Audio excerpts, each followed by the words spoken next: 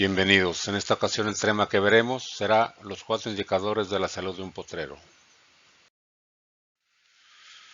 En la ganadería vista como empresa, existen diversos factores que permiten su rentabilidad. Desde el punto de vista de los factores que el ganadero controla, existen 5 que para recordarlos podemos usar la palabra GAMSE. Lo que significa cada una de las letras es genética y reproducción para la letra G, alimentación para la letra A, manejo para la letra M, sanidad para la letra S y economía para la letra E. Todos son igualmente importantes. Sin embargo, el día de hoy nos enfocaremos en la alimentación, pues representa el 80% de los costos de producción. Desde el punto de vista productivo, antes de ser productores de ganado, se debe ser productor de forraje. La forma más económica de alimentación del ganado es el pastoreo, pues no es necesario cortar, acarrear y servir forraje a los animales, pues a través del pastoreo son ellos mismos los que se alimentan directamente del suelo, además de que sus heces y orina sirven como fertilizante. Es por eso que se debe diagnosticar si el potrero está en las mejores condiciones para producir la mayor cantidad y calidad del forraje. Vistos de una visión macro, podemos decir que existen 4 procesos que sostienen toda forma de vida y por ende todo emprendimiento humano y toda economía. El modificar deliberadamente cualquiera de estos procesos provoca automáticamente cambio en todos los demás, ya que son lo mismo visto desde diferentes aspectos. Estos 4 procesos son el centro de gravedad que dan el equilibrio a toda forma de vida. Si cambiamos nuestra visión a una parte más pequeña, en este caso un potrero, tendremos los indicadores necesarios para diagnosticar la salud del mismo. Estos 4 indicadores son el flujo de energía, que es el flujo del combustible que anima toda la vida, el ciclo del agua, que es la circulación del elemento vital, el ciclo de los minerales, que es la circulación de los nutrientes que sustentan la vida, y la dinámica de las comunidades, que son los patrones siempre cambiantes. Ahora explicaremos cada uno de ellos y cómo están relacionados entre sí. Comenzaremos con el flujo de energía. La vida es y requiere energía. Todo ser vivo está formado de energía. ¿Por qué digo esto? Porque nuestros cuerpos están formados por billones de células, las cuales están formadas por átomos de carbono, nitrógeno y oxígeno principalmente. Y estos átomos están formados por protones, electrones y neutrones, que no son otra cosa más que energía. Ahora bien, ¿cuál es el único organismo capaz de capturar la energía solar y transformarla en energía aprovechable para la vida? Pues las plantas. Por lo tanto, todos los organismos vivos dependen de esta capacidad de las plantas verdes llamada fotosíntesis para subsistir. Por lo tanto, lo hace también toda economía, toda nación y toda civilización. Existen muchas otras fuentes de energía, por ejemplo, la hidroeléctrica, la fotovoltaica, la eólica, la maremotriz, etc., que proporcionan energía para usos prácticos, pero no como alimento para la vida. Otras fuentes son los consumibles fósiles, que no son otra cosa que la energía solar convertida por las plantas verdes hace muchos años. Sin embargo, estas fuentes de energía no son renovables y sobre todo no son comestibles. Resumiendo lo anterior, visto de una manera muy sencilla, las plantas verdes a través de la fotosíntesis utilizan entre otras cosas luz solar, dióxido de carbono, minerales y agua para producir oxígeno y carbohidratos, que sirven para alimentar la vida. Este proceso que transforma la energía solar en energía metabolizable es el flujo de energía del que hablamos. Ahora bien, ¿qué sucede con esa energía una vez que es producida por las plantas verdes? Es importante mencionar que el ser humano y todos los demás seres vivos solo pueden aprovechar la energía que les sobra a las plantas una vez que éstas cubren sus propios requisitos. Por otro lado, existe una gran diferencia en la eficiencia en el uso de la energía entre cada uno de los participantes de la cadena biótica, en donde las plantas son las más eficientes. Si ponemos un número de 100 calorías de producción neta de una planta, un conejo que se alimenta de dicha planta solamente tendrá una producción neta de 10 calorías. Si el conejo se alimenta de una serpiente, esta solamente tendrá una producción neta de 1 caloría. Y si esta serpiente se alimenta de un águila, esta a su vez tendrá una producción neta de 0.1 calorías. Todo lo anterior es porque en cada fase de la cadena hay pérdida de energía a través del calor que se produce en el metabolismo. Ahora bien, si midiéramos en términos de energía la cantidad de forraje que alimentaría a una vaca por 100 días, equivaldría a la energía almacenada en un tambo de 200 litros. Ojo, no de forraje, sino de la energía que produce dicho forraje. El siguiente esquema nos ayudará a comprender mejor el flujo de energía y su influencia en el diagnóstico del potrero. Tenemos la base de una pirámide formada por la vida vegetal, tanto terrestre como acuática, la cual utiliza la energía solar para producir energía que sustenta la vida. El primer escalón de la pirámide está formado por todos aquellos animales que son herbívoros, incluido el hombre, que como ya vimos son menos eficientes y pierden energía a través del calor metabólico. Posteriormente, el siguiente escalón son los carnívoros primarios, luego los carnívoros secundarios, luego los carroñeros y por último los descomponedores, y todos pierden energía en sus procesos metabólicos. Lo importante de señalar aquí es que lo mismo sucede bajo la superficie del suelo, con los seres y microorganismos que habitan en él, y en todos los escalones también hay pérdida de energía. Por lo tanto, es fundamental que el potrero tenga un flujo de energía adecuado. Procurar y conservar que la base de la pirámide sea lo más ancha posible. Ahora veremos cómo podemos diagnosticar si eso está pasando o no en el potrero. En la siguiente tabla podremos ver cuáles son los puntos que debemos observar que nos indican si el flujo de energía es efectivo o no efectivo, o sea, si eso tiene una base de la pirámide ancha o no.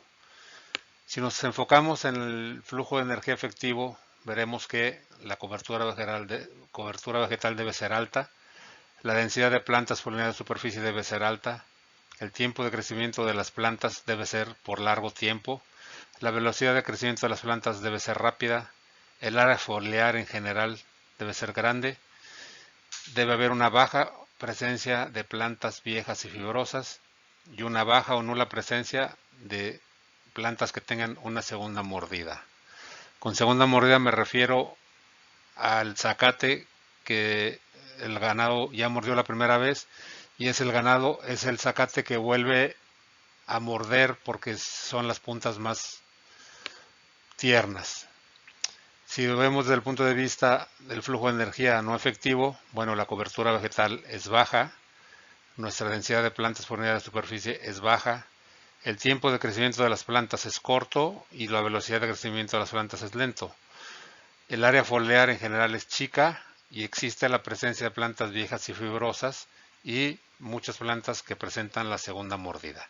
Esto nos está indicando si nuestro flujo de energía es efectivo o no efectivo. Resumiendo, un flujo de energía efectivo nos indica mínima distancia entre plantas, plantas sanas y productivas, ausencia de plantas viejas y leñosas, plantas creciendo de manera rápida y por más tiempo, gran área foliar presente en toda la superficie, ausencia de segunda mordida y un adecuado descanso de plantas entre pastoreos.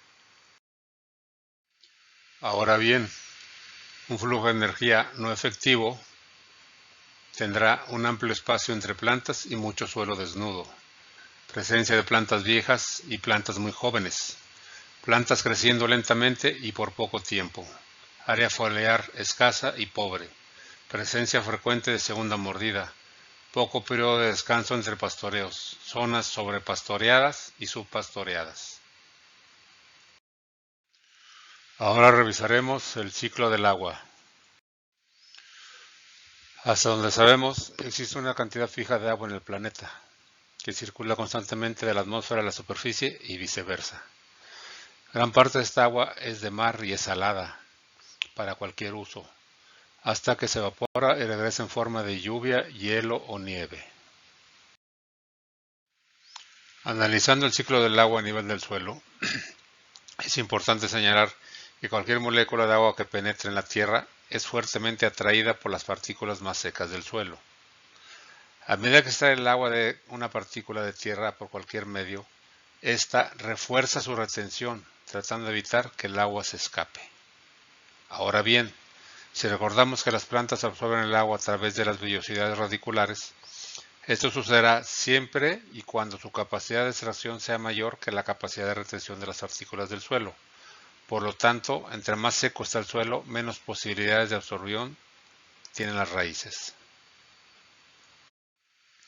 En la siguiente imagen podemos ver lo que sería un ciclo de agua ideal, en donde a través de la precipitación cae agua a la tierra, y si las condiciones de la tierra son las adecuadas, va a haber penetración del agua a través del subsuelo, llegando a las raíces de las plantas, de los arbustos y de los árboles.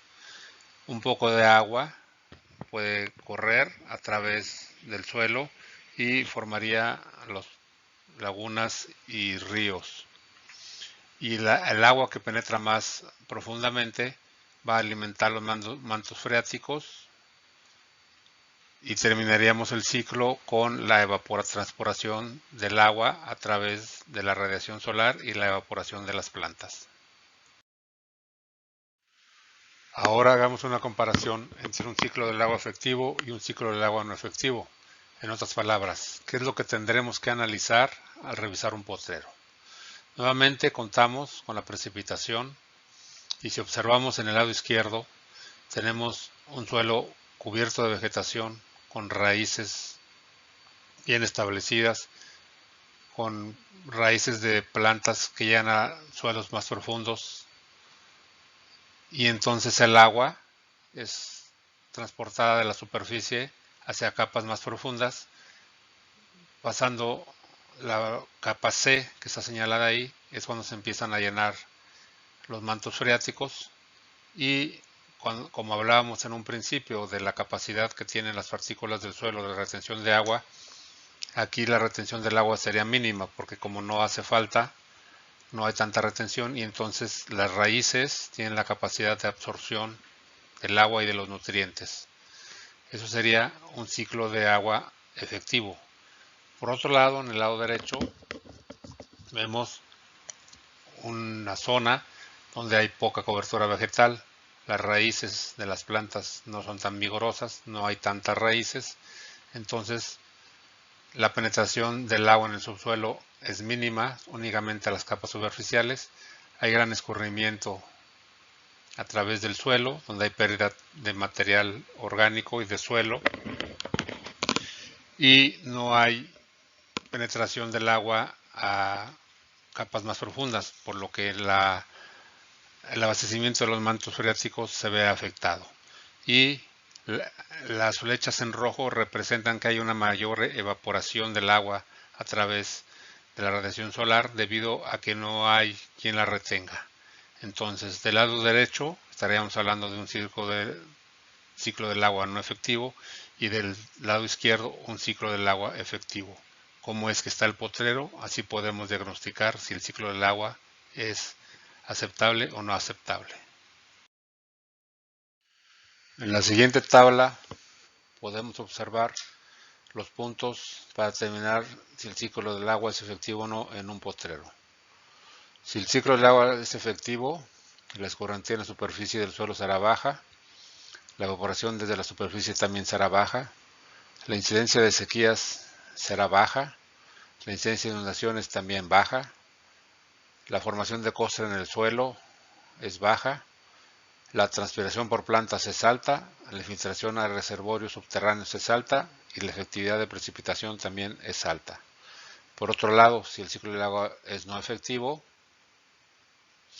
la escorrentía en la superficie del suelo es alta, la evaporación desde la superficie también es alta, la incidencia de sequías y de inundaciones son altas también, la formación de costra en el suelo, que hace que el suelo sea impermeable, es alta, la transpiración por plantas es baja, la filtración a reservorios subterráneos es baja o nula, y la efectividad de la precipitación también es baja. A modo de resumen, un ciclo de agua efectivo presenta mantillo orgánico en la superficie que retarda los escurrimientos o también plantas, principalmente plantas. Un suelo permeable, aireado y sin compactar. Especies de pasto de sucesión alta con mayor eficiencia en el uso del agua. Y algo muy importante es controlar el tiempo de descanso que resulta de un sistema radicular con mayor habilidad de usar el agua disponible. El tiempo de descanso es de las plantas entre pastoreos. Ahora bien, un ciclo del agua no efectivo presentará suelo expuesto con capa impermeable, escasa vegetación y sin mantillo orgánico. Un mayor escurrimiento y evaporación del agua, por lo tanto menos filtración, y plantas de sucesión baja con mayor requerimiento de agua. Ahora corresponde revisar el ciclo de los minerales. Los minerales siguen un ciclo para ser utilizados y reutilizados por los organismos vivos. Este ciclo, a diferencia del ciclo del agua, no es percibido de forma muy visible, por lo que se tiende a ignorarlo. Un buen ciclo de minerales implica un suelo biológicamente vivo y activo, con aire y energía subterránea adecuadas para mantener la abundancia de organismos que están en contacto con el nitrógeno, el oxígeno y el carbono de la atmósfera. Dichos organismos requieren energía de la luz solar, el flujo de energía. Sin embargo, hay muchos de ellos que no suben a la superficie. Depende de las raíces de las plantas y de los pequeños animales que transportan el mantillo orgánico bajo la tierra para que llegue esta energía hasta esas profundidades. Por lo tanto, un buen ciclo de minerales no funciona con un suelo agonizante o sin vida. Este ciclo no es independiente del ciclo del agua. En esta imagen veremos un ciclo mineral eficiente y un ciclo mineral no eficiente. Del lado izquierdo tenemos un potrero que nuevamente tiene suficiente mantillo orgánico en la superficie, gran cantidad de plantas. También podemos observar que hay plantas maduras y sobre todo lo importante aquí es la gran cantidad de raíces vigorosas, tanto del pasto como de arbustos y árboles que penetran a suelos más profundos. El ciclo de minerales empieza cuando el carbono, el nitrógeno y el oxígeno presentes en la atmósfera va penetrando en el suelo. Lo hace también estos minerales que han sido aprovechados por las plantas. Al momento de que las plantas mueren y el estiércol de los animales, ese minerales regresan al suelo. Y debido a la gran cantidad de microorganismos que están presentes en el subsuelo, como lo comentamos hace un momento, tanto la energía solar presente en esas plantas como todos los minerales hacen que estos nutrientes lleguen a las capas profundas del potrero y puedan ser aprovechados por las raíces para producir todo el proceso de la fotosíntesis. Por otro lado, del lado derecho, vemos un suelo desnudo con gran presencia de plantas viejas y fibrosas, donde el ciclo de los minerales está, podríamos decir que detenido. La presencia de organismos vivos en el subsuelo es mínima y están, como se puede observar, muy relacionados con la presencia de las raíces, pocas raíces vigorosas que hay. Los minerales de capas profundas no participan en el ciclo y hay gran pérdida de estos a través de la lixiviación y por los vientos y escurrimientos. Entonces, del lado izquierdo tenemos un ciclo mineral eficiente y del lado derecho tenemos un ciclo mineral no eficiente. Esta tabla nos muestra las diferencias entre un ciclo mineral eficiente y un ciclo mineral no eficiente. Si vemos cada uno de los conceptos, podríamos mencionar que en el primero la proporción de superficie cubierta con mantillo por plantas en el ciclo mineral eficiente es alta y en el ciclo mineral no eficiente es baja. La naturaleza del mantillo es maduro o en descomposición y en la ciclo mineral eficiente es inmaduro o oxidado, quiere decir que están los minerales presentes, que no se ha iniciado el ciclo. Los insectos y microorganismos en superficie son muchos en el ciclo mineral eficiente y escasos en el ciclo mineral no eficiente. El espacio entre las plantas es estrecho en el mineral eficiente y amplio, lo que quiere decir que hay gran cantidad de suelo desnudo.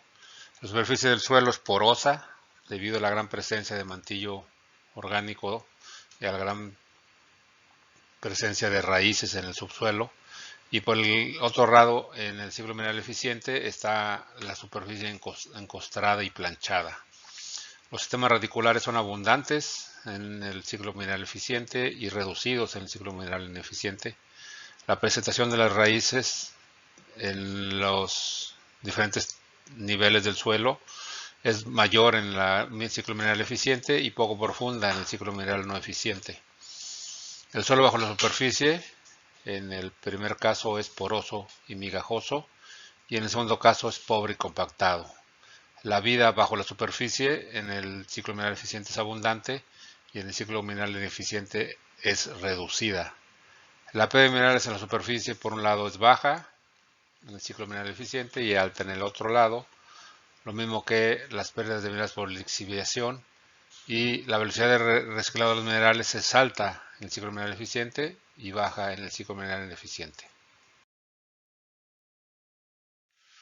Como lo he venido haciendo, vamos a ver qué son los puntos que veríamos en un ciclo mineral eficiente. Una rotación rápida con volumen de ganado grande favorece que se rompa la costra superficial del suelo y favorece el ciclo mineral. Hay pérdida mínima de suelo debido a escurrimientos y viento. El ciclo mineral en capas profundas y superficiales es similar. Hay una rápida descomposición de estiércol y materia orgánica en la superficie y hay presencia de escarabajos estercoleros. Hay una nula presencia de plantas viejas. Los sistemas radiculares de las plantas son sanos. Los restos estables de plantas maduras en la superficie están presentes y el suelo poroso y es rico en materia orgánica.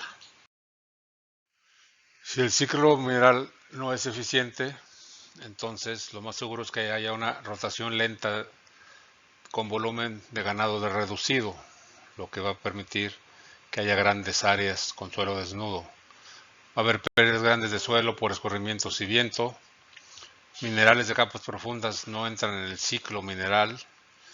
El estiércol permanece duro en el sol, por el sol y permanece en superficie. Hay poco mantillo orgánico y mucho suelo desnudo. Los sistemas radiculares están dañados o severamente reducidos. El suelo es excesivamente compactado. Hay pobre contenido de materia orgánica en el suelo, y hay ausencia de escarabajos estercoleros. El último gran apartado, y que vamos a ver a continuación, es la dinámica de las comunidades. Una vez que un organismo vivo se establece en el suelo desnudo, las cosas nunca vuelven a ser las mismas. De esta manera, una comunidad compleja, podemos hablar ahora de un potrero, que está compuesta por un gran número de formas de vida, entre estos pastos, arbustos, insectos, microorganismos, árboles, reptiles, mamíferos, etc., se desarrolla y funciona como un todo. Podríamos decir que de una manera aparentemente estable. Sin embargo, una inspección más detallada revela que hay innumerables patrones cambiantes. Todos los organismos vivos de dichas comunidades nacen y mueren de manera individual y son reemplazados continuamente. Asimismo, las condiciones climáticas, que son variables, favorecen el bienestar de algunas especies y disminuyen el de otras. Este dinamismo de las comunidades en cada una de sus etapas, desde su establecimiento hasta su madurez, se le conoce como dinámica de las comunidades. Si observamos la imagen, lo que quiere representar es lo que podría suceder después de, por ejemplo, una erupción, en donde el suelo desnudo, formado por piedras, es alterado por las condiciones climáticas y poco a poco se van estableciendo organismos adaptados a dichas condiciones, los cuales afectan el micro y macroambiente y favorecen el establecimiento de nuevos microorganismos, que a su vez modifican también el micro y macroambiente y van dando características diferentes, y así de manera interminable hasta que se establecen comunidades más complejas. De los 4 procesos, la dinámica de las comunidades es el más vital, pues conjuga los otros 3, ya que la interdependencia entre ellos hace que la vida cubra el suelo y el subsuelo. Es una señal clara de la salud del ecosistema. La dinámica de las comunidades puede ser analizada para determinar su eficiencia desde diversos puntos de vista. En esta ocasión nos enfocaremos únicamente en dos de ellos, la sucesión y la cobertura vegetal. Para el caso de la sucesión, que se trata de representar en esta lámina, es como lo mencionamos anteriormente, las condiciones macro y microambientales las que determinan el tipo de comunidad presente. En un ambiente con distribución estacional de la humanidad pobre, o sea, con baja precipitación, encontraremos suelos arenosos, presencia de cactáceas y plantas espinosas. La población de animales será de reptiles y roedores, todos ellos adaptados a dichas condiciones.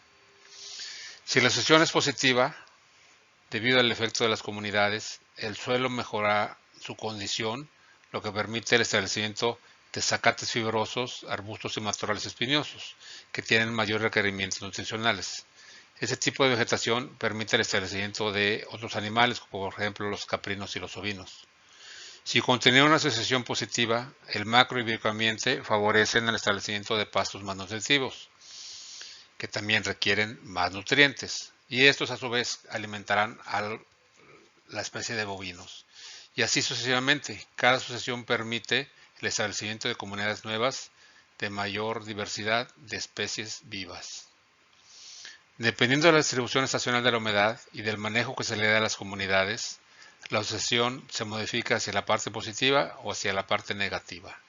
Algo importante señalar es que todos los seres vivos son de sucesión. ¿Qué favorece una sucesión positiva o una sucesión negativa? Una sucesión positiva es debida al impacto físico de los animales, lo que se llama efecto de hato y densidad animal por periodos cortos. El pastoreo controlado por el tiempo de descanso de las plantas. El descanso fisiológico de las plantas, pero no un descanso a largo plazo en caso de pastizales de zonas áridas. Todos esos puntos favorecen una asociación positiva. ¿Qué favorece una asociación negativa? Bueno, el fuego manejado de manera irresponsable, el sobrepastoreo o ramoneo excesivo, el descanso prolongado del pastizal en zonas áridas, insuficiente carga animal, especialmente por periodos largos, y el desmonte inapropiado de arbustivas y malezas. El otro punto de vista de la dinámica de las comunidades es la cobertura vegetal. Para este caso, revisaremos una tabla de doble entrada, en donde del lado izquierdo señalaremos una comunidad productiva o improductiva y en la parte superior si es saludable, si está en riesgo o si es débil. Una comunidad, en este caso un potrero, saludable y productivo sería aquel donde exista entre un 90 y 100% de cobertura vegetal de plantas deseables y nutritivas. En este estado productivo, reproduciéndose y creciendo. Su productividad disminuirá en medida que existan plantas viejas y fibrosas, o sea, que baja su capacidad nutritiva, hasta ser improductivas cuando el 80% de la presencia de plantas son de plantas viejas y fibrosas.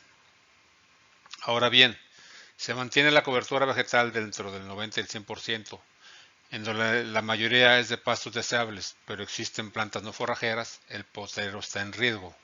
Si aumenta el porcentaje de suelo desnudo y hay presencia de plantas fibrosas y viejas, el potrero va disminuyendo su productividad. Para finalizar, decimos que un potrero es débil cuando hay mayor presencia de suelo desnudo. Existe mayor cobertura de plantas no forrajeras, pero el pasto presente es deseable. El potrero va perdiendo productividad a medida que aumenta el porcentaje de suelo desnudo, el número de especies no forrajeras y la presencia de pastos fibrosos y viejos. Todo esto es producido por diversos factores, pero no es el tema de esta plática.